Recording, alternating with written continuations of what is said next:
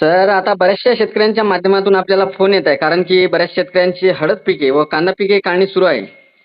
हं, हं, हं. आणि ते शेतकरी आपल्याला वारंवार फोन सुद्धा लावत आहे, मेसेज सुद्धा करत आहे, की सर पुढील जे काही वाटचाल आहे पावसाची, कारण की 2-3 दिवसापूर्वी एक तुम्ही लाईव्ह घेतला होता हं, हं. ऍप्लिकेशनच्या माध्यमातून. हं, हं. ते आपल्याला प्रश्न करत होते, की सर काय राहणार पुढील वाटचाल, म्हणजे आता जे काही पुढील वातावरण बनणार ते कोणत्या तारखेला बनणार आणि कसं बनणार आणि कोणकोणत्या जिल्ह्यामध्ये राहणार, तर त्याबाबत शेतकऱ्यांना एक सविस्तर माहिती द्यावी सर. चालेल नक्कीच. हे पहा, मागेच तुम्हाला मी माझ्या Insta, Facebookवरती सांगितलं, की राज्यामध्ये परत गारपिटीचं सदृश्य परिस्थिती पाहायला मिळणार आहे. हो. आणि सगळ्यांना विनंती आहे, की ज्यांचा कांदा असेल, हळद असेल यांना जो कालावधी मिळतोय तो कालावधी ह्या रेकॉर्डिंगच्या शेवटपर्यंत ऐकण्याचा प्रयत्न करायचा आहे. बरोबर. येत्या 48 तासात किंवा 72 तासात म्हणजे 14 आणि 15 तारखेपासूनच राज्यामधल्या दक्षिण भागामध्ये म्हणजे कर्नाटक, हुबळी, कोल्हापूर भागामध्ये वातावरण हे 15 तारखेपासून सक्रिय होऊन जाईल. पहिल्या दिवशी वातावरणाची व्याप्ती खूप कमी आहे. हां. पण 15-16 पासून गरमीची लेव्हल आणि वातावरणामध्ये असा बाष्पयुक्त वारं आणि हुबळीसारख्या ठिकाणी 15 आणि 16ला पाऊस स्थानिक लेव्हलला पडणार आहे.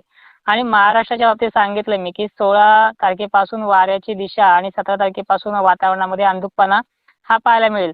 आणि 18 पासूनच वातावरण हे सक्रिय होणार आहे. 20च्या आत पाऊस नाही असा कुठलाही संकेत दिला नाहीये. 20च्या आतच पुण्यासारख्या ठिकाणी, कोल्हापूरसारख्या ठिकाणी पाऊस हा होणार आहे. हो, बरोबर सर. बरं सर, सांगली जिल्ह्यामध्ये मोजके याच्यामध्ये जास्त करून जिल्हे कोणते राहणार सक्रिय?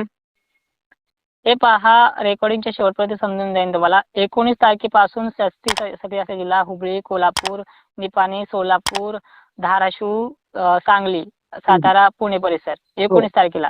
हं, ठीक हं. आहे. हं. 20 तारखेला याच्यामध्ये सर्वाधिक जास्त फटका जो आहे तो दुपारनंतर काही भागांमध्ये आगमन करेल. तो म्हणजे नाशिक क्षेत्र, पुणे, संभाजीनगर, नाशिक क्षेत्र, कोल्हापूर, म्हणजे हा पश्चिम महाराष्ट्राकडनं सर्वात अगोदर मजल मारतोय. हां, हां. आणि नंतर धाराशिव, लालपूर, अहिल्यानगर हा 20 तारखेला संध्याकाळी कव्हर अप करतोय. हो. आणि विषय विनंती अशी आहे, हा पुढे चालून 21 तारखेला, 22 तारखेला आणि हे वातावरण 26 तारखेपर्यंत राहणार आहे. हं, हं. हं. याच्यामध्ये मराठवाड्यातले सर्व जिल्हे आहेत. भाग बदलत पद्धतीनं व्याप्ती 25ची मॉडेलनुसार दिसते, 30-35 वर जाऊ शकते. हो. म्हणजे गरमीची लेवल आणि उष्णता जास्त असल्यामुळे high pressure, low pressure. Low pressure म्हणजे अतिशय भयंकर तापमान, गरमी आणि त्यामुळे ढगांमध्ये गारपिटीचे आकार, गारपीट सदृश्य परिस्थिती महाराष्ट्राला पुन्हा या शेवटच्या आठवड्यात पाहायला मिळते. हां, हां. स्टार्टअप होतं त्याचं 19 तारखेपासून. 18-19 पासून वातावरण हे बिघडतंय आणि 19 पासून ही पश्चिम महाराष्ट्रापासून सुरुवात करते. हो. लगेच ताबडतोब मराठवाडा, विदर्भ घेणार नाहीये. त्याला बरोबर. 20 तारीख किंवा 21 तारीखही उजडू शकते.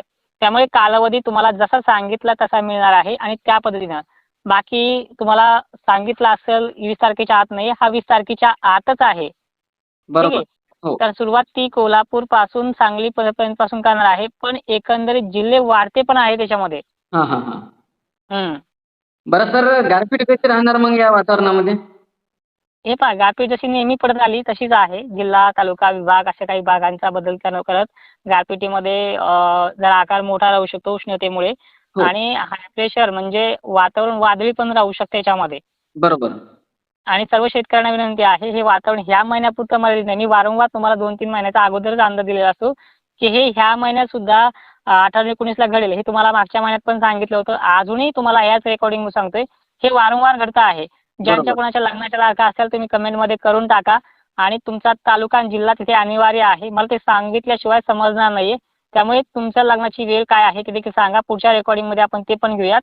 आणि ॲक्च्युअली असं आहे, की तुमचंच नाही, तुमच्या पाहुण्या-रावण्याचं कुणाचं काय असेल तर आपण तिथे सतर्क ठेवूया. आणि बरोबर. शक्यतो मराठवाड्याला आणि विदर्भाला एक विनंती असेल, की लग्न रात्रीचे ठेवण्यापेक्षा या पावसाळी काळामध्ये हे दिवसाचे बरे राहतील. बरोबर. हं. हो. बरं सर, हे वातावरण 19 तारखेपासून सक्रिय होत आहे. तर मग कोणत्या तारखेपर्यंत राहणार समजा? हे पहा, मॉडेलनुसार तारखा लांबणीखाली आहेत.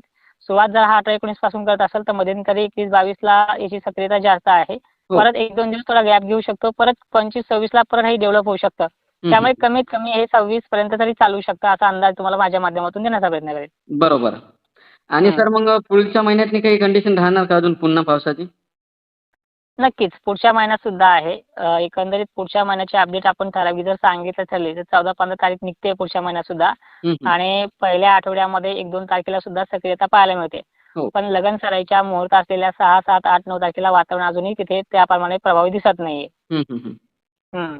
समजा हे वातावरण आपल्याला असं पाहायला दिसणार, समजा जे काही तुम्ही जिल्हे हो. सांगितले एकंदरीत पुन्हा लक्ष देऊन ऐका. हे वातावरण स्टार्ट जरी दक्षिण महाराष्ट्राकडनं होत असलं, वेळ लागतोय. 18-19 पर्यंत पोहोचणार आहे आपल्यापर्यंत. आणि बरोबर. आपल्याकडे आल्याच्या नंतर एकदमच सगळा महाराष्ट्र ते बेतत नाहीये.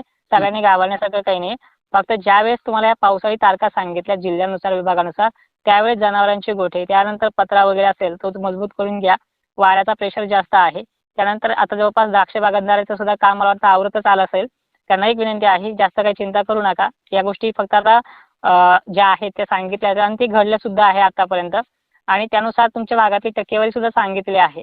आणि बरोबर. सगळ्यात जास्त ऍक्टिव्हिटी जर पाहिली त्याची दक्षिण महाराष्ट्र, पश्चिम महाराष्ट्रात जास्त प्रमाणात दिसते. खानदेशचा पण नंबर आहे याच्यामध्ये.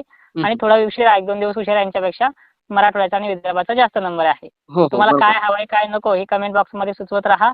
तुम्हाला नक्की पुढच्या वेळेस अजूनही ते जिल्हे उद्याच्या रेकॉर्डिंगमध्ये आपण घेण्यात